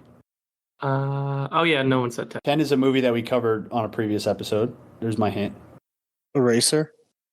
No, I think Warren would love Eraser. Oh, God's Pocket. Nope. It's a role I like. Yeah, I like him in this too. He's like a bureaucrat in this. Adjustment Bureau? Adjustment Yeah, Bureau. Nice. Oh, I like. We didn't talk about number 5, Riggs, and it's a movie I watched because it's 2.5 hours long with a lot of really good actors, and I was like, is this good? And I realized it was so mid. It was incredible. Yeah, that movie is the ultimate mid movie. Sleepers. I don't even Sleepers. Yeah. I don't even remember his role in this. It's so small you'll miss it. That's why I didn't put it in the show notes. We talked about it now. But I mean, Kevin Bacon, Brad Pitt, Robert De Niro, Dustin Hoffman, Minnie Driver, Brad Renfro. It's an incredible cast for an extremely mid movie. Mm. The first half of Sleepers is awesome. The second half is a snooze fest. Completely agree. Basically, up until the point where Kevin Bacon is killed in the bar, the movie kicks ass. And then, like, the whole legal thing about how they try to get off after killing him is so ridiculous. Mm-hmm. Absolute buzzkill, this movie. I was locked in for the first hour. I was like, Me shit, too. that's the greatest movie I've ever seen. And then I realized why it's like a 48 Metascore. It's on like every streaming service, so you shouldn't have trouble tracking it down. When was the article written? It has to be before Endgame. I would be shocked if Endgame was not on there and Ant-Man was. I don't think it has a date actually on here. It's the only list I could find. Yeah, me too. Me too. Well, yeah, Endgame should be on there. If any other Marvel movies on there, Endgame should be on there. Yeah, because he actually has like an important I think he is actually quite good in Endgame for the limited amount of time he has. Yeah, Endgame is not even on this list, and it's 39 movies. So there you go. So We'll boot Adjustment Bureau off the top 10 and add Avengers Endgame somewhere in there, which is interesting because Sleepers should not be in the top 10 movies, but here we are. no, it shouldn't. I agree. But I agree in the top 2 being Spotlight and then the documentary Mia Max Culpa. They're both incredible. All right, let's get into the Munson Meter. What we do, we rate every actor on a scale of 0 to 100 based on a variety of factors that could include anything from longevity, project choice, pop culture impact, acting range, awards footprint, any other talents they might have, personal life, comedic chops, box office success, or lack thereof, and anything else that matters to us as Munsons.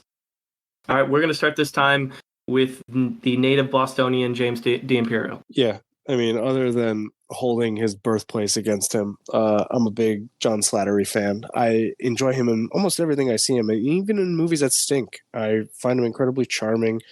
I like his kind of polite and dry sarcasm He's able to throw a good one-liner in there. He's been nominated for a bunch of awards, hasn't brought home a ton of them. I think he deserved one for Roger Sterling. I think it's one of the best characters on that show. Definitely the easiest one to root for. Every time he's interviewed, he gives incredibly honest and vulnerable and authentic answers. And people ask him, hey, are you worried that your movies don't do too well? And he'll say, no, not at all, because I'm usually not the guy out front anyway, so it doesn't really matter if my movies do too well. He is asked, are you looking for another role like Mad Men? He's like, no, because I got into acting because I just wanted to do a bunch of different stuff. I don't want to be the same, character over and over again, even though that's going to be the character that defines his career. He enjoys kind of the spice of life that comes with the roles. And when you hear someone kind of talk that open and honest, as opposed to the canned Hollywood answers where it's like, my publicist told me to say this, so I'm going to say this. I respect that.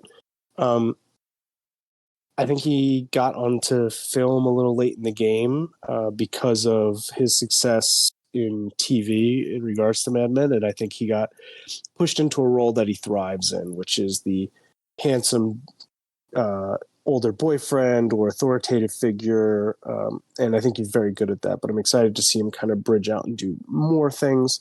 I'm going to give him a 61. Aubrey. I like John Slattery. For a long time, he was the guy from Mad Men, and I think that is, a iconic role. Like he has something that a lot of actors don't have, which is he's tied to a great show, like an all-time great show with a great character. Mm-hmm. So I think he gets a lot of points for that. Overall, looking through his career, I like him. I like when he shows up, but I didn't see a ton of movies that I was really drawn to. I didn't see a lot of versatility. I didn't see him really give a ton of blow me away performances. I like him. He seems like a cool guy. It was a great point about his interviews. He seems like someone that I'm interested in him in all the different ways. The work just wasn't there in a way that I wanted it to be. I think he's a great actor. I think he is especially good in TV. I think as a supporting actor, he could be all-time great if he can just keep kind of nailing down really good spots on TV series or even in movies. I settled at a 60. Case. Yeah, I like what's been said so far. The knock I would have on him is he's not drawing me to any movies. Top of that, a lot of the movies that he's been in, I had to really get into that movie to figure out who he was in that movie. I appreciate the fact that there's no bullshit around his life and there's no controversies and all that. I just like somebody that enjoys what they do and have a good, clean life. So again, in my imaginary world of imaginary numbers, I'm going to give him a 58. Matti, our guest Munson. Yeah, I mean, I think I agree with pretty much what everybody else has already said. One thing that I think is often underappreciated is just being able to have consistent work. And it seems like, with the exception of maybe the first 20 years of his acting career, he started in the 90s having pretty consistent work and was on, 17 episodes of a show here, 20 episodes of a show here. And that's really, really, I think that's underappreciated in terms of an actor's just ability to live and continue doing what they love. I don't think he's a household name other than Mad Men, which is a bit of a bummer. And I think what everybody has already said is that he doesn't mainline movies, right? He doesn't, nobody goes to the movies to see him. And also he's not getting roles that put him in the center of the screen. So there's, unfortunately, just if you're doing a star meter, that's going to be a little bit lower. I haven't done this for 81 episodes, so maybe my ratings are a little off, but I'm just going to go for a 70 with him. Rigby. Roger Sterling represent 69. All right, I'll round us out here. I don't know how I can top that, but I'll do my best. You can't. It's not possible. Just accept the inevitable here. I'm going to be a little bit of a downer. Michael Caine was so much fun. I loved it. He's their second highest rated Munson, and 99% of the time I enjoy this process. I didn't enjoy it with John Slattery, to be completely honest. I'm not a Mad Men fan, and I don't watch a ton of TV, so that's already setting me up for failure with John Slattery, since so much of his prominent work is there. And two, when he shows up in a movie, you can barely spot him most of the time. And number three, the movies where he does play a prominent role, most of them are mid at best. And outside of like Spotlight, there's really nothing that I would go out of my way to watch again. And I hate saying it because he's a talented guy, but there's no theater background. There's no like other talent. His directing, God's Pocket, is super mid as well. Like, it's not a great movie. I mean, he's a supporting actor who kind of disappears into a lot of projects. Most of his jokes, I've watched interviews with him today, a bunch of them. Most of his jokes, they fall flat. Every time he makes a joke, like, barely anybody laughs. The crowd, like, doesn't really react to him. And I'm like, damn, I want to find ways to, like, give him points. But I can't do it. I looked at my lowest score of all time is Kristen Schaal to 51. And I can't give him a score higher than Kristen Schaal. I still love some of Kristen Schaal's work, and we'll go back to more things of hers. So I'm going to give him a 50. I hate doing it. I had to like manufacture to get a 50 with my score. Sorry, guys. We don't score shame here. That's right. Kyle, now that you said it, you've seen him tell a lot of jokes that fell flat. I feel like I need to give him more points. I'm getting to like him more. I know how that feels. Reminded me of myself too much. I don't. Solidarity. It's weird. But yeah, I mean, I looked at like the only thing I gave him good points for longevity, but for everything else, range, he really didn't have much range. Plays one or two characters his entire career. What about his feelings on the Catholic Church, Kyle? You didn't give him any points for that? That's true. You know, I think I already tried to generate some points to get him out of the 40s. All right, fair enough. Originally, it was a 43. That's how I got to 50. All right. With that gives John Slattery, Slatty Daddy, a 61.33, which puts him in 70th place, which is just right around his box office score. Box office. So he's right behind David Spade and just above Luis Guzman. I'm proud that I went first and I chose 61. And 10 minutes later, after everyone had their varying discussions, we ended on 61. I'm glad I could lead the way for everybody here. Absolutely spot on, my friend. All right, for this really long next segment for Aubrey, what does John Slattery have coming? All right, everybody settle in. Oh, no. He's got nothing. Oh shit. Oh, dude, he's just like me. Who earlier said I can't wait to see what he does next? I was giggling internally because I was like, I don't know if he's got anything. I don't like hearing that. Oh, man. I imagine something will eventually come up. The good fight's got to still be going on, right? That thing is never ending. You know what? Good for him. The guy's got royalty checks coming in. Do nothing. If I had royalty checks coming in I could make a living on, you bet your ass mine would say nothing as well. I agree. Happily married, living in Manhattan, just living his best life. Yeah. Good for him. Yep. In fact, I'm going to give him a 92 now. We were already past that point, Craig. I'd have to re-record all of it. We can't do it. Dang it. All right, next podcast is going to hit on April 20th, 420. For all the stoners out there in the world, they're going to finally get the Munsons episode they've wanted and desired for years. The featured guest is Mike Vandevort. He was here for our Anthony Mackie episode. Oh, yeah. He's zooming the movies. Funny guy. The voiceover guy, right? Yep. Does the voiceovers, does a lot of acting. Fellow Phi-Sci. And these are the 5 actors that were on the wheel, that the wheel chose, and he joined us for one of them. We have Gina Davis, Anthony Heald, Matt Frewer, Gwyneth Paltrow, and Michael Ealy. Star-studded affair here. Is Matt Frewer the guy from Honey, I Shrunk the Kids?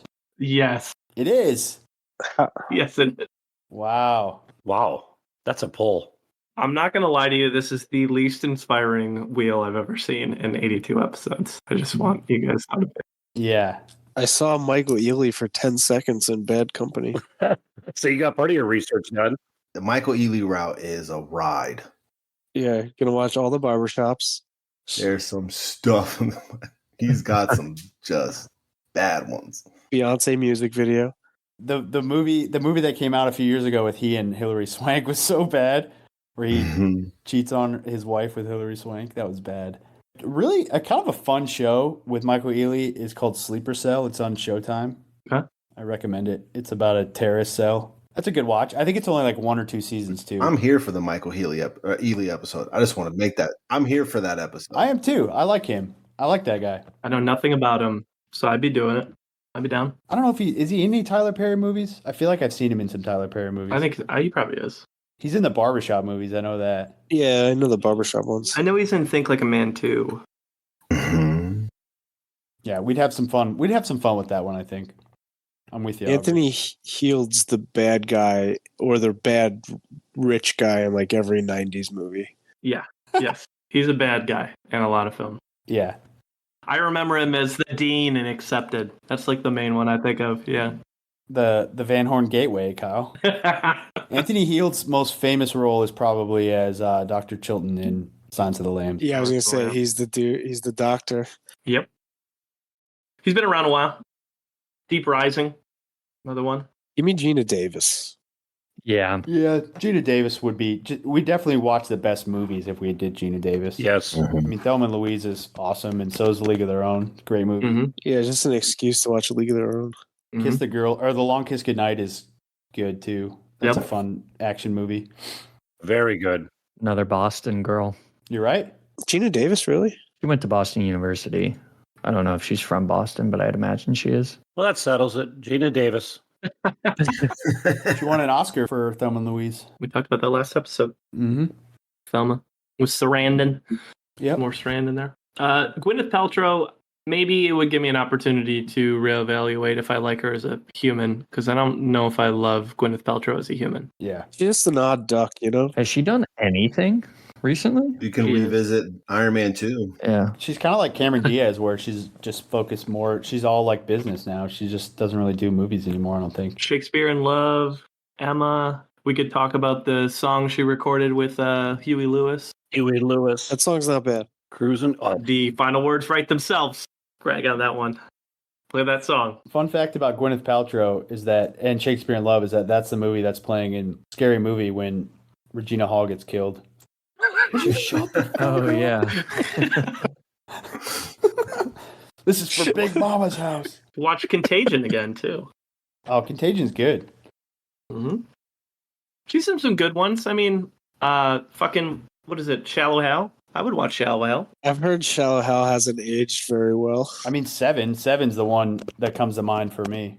I forgot she's in 7. You got to do Gwyneth Paltrow just to have Yeah, an her head's hour-long in the What's in the episode on box? 7. Royal Tenenbaums, The Talented Mr. Ripley. She's in some bangers, man. Mm-hmm. I think Talented Mr. Ripley, too. Damn.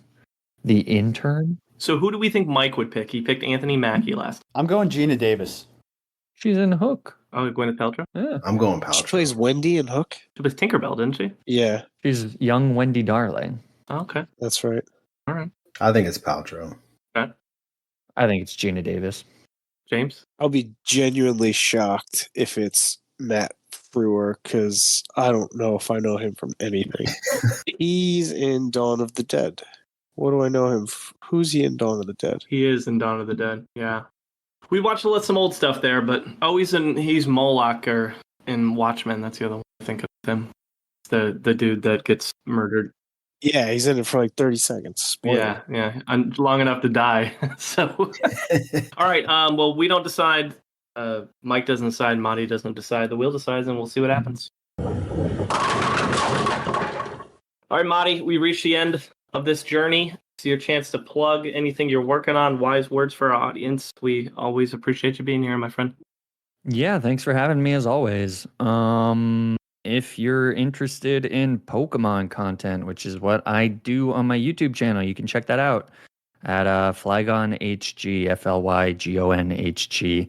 Other than that, just come back in a year and I'll be on another episode of Munsons.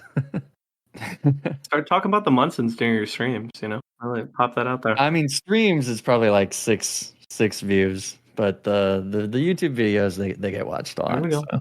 Well, as the resident Pokemon nerd here, I appreciate the work you're doing. Thank you. Yeah. No, seriously, thank you for having me. I really appreciate it. Always glad to have you, my friend. All right, well, as we wrap this thing up, you can find us on Twitter, Munsons at Movies. You can find us on Instagram, Munsons at the Movies. You can email us, munsonsatthemovies@gmail.com. Any final thoughts from John Slattery?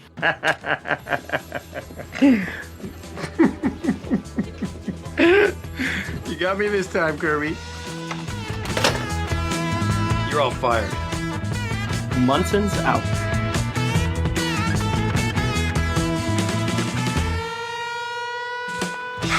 All right, let's go. Thank you for the education, gentlemen. We've just received a PhD in stupidity. I have people skills. I am good at dealing with people. Can't you understand that? What the hell is wrong with you people?